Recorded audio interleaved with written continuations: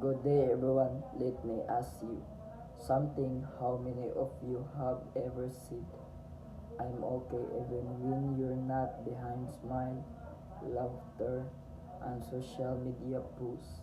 Many people are silent struggling everyday. Millions of individuals around the world face anxiety, depression, and emotion pain but choose to hide it. Why?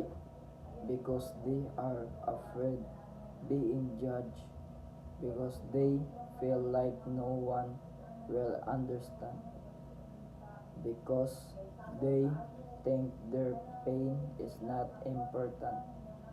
But today, I stand here remind you of one powerful truth. You are not alone.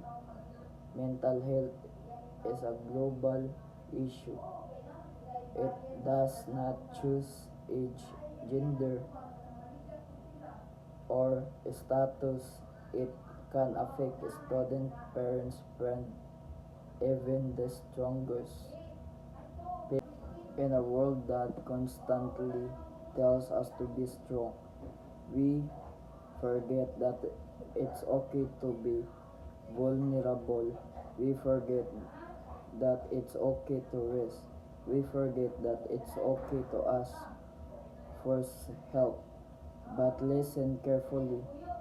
Your feelings are valid, your struggles are real, and your life matters. Sometimes the most courageous things you can do is to admit that you're not okay. And sometimes the most powerful thing you can do for others is simply to listen. A small act of kindness, a message, a smile, or asking, are you really okay? Can save a life. So today, let's start something different. Let's stop pretending. Let's stop judging. Let's start caring. Check on your friends. Speak up when you're hurting. And most importantly, be kind to others and to yourself.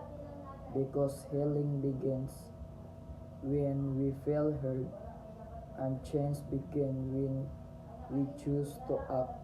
Remember this: you are stronger than you think, you are braver than you feel.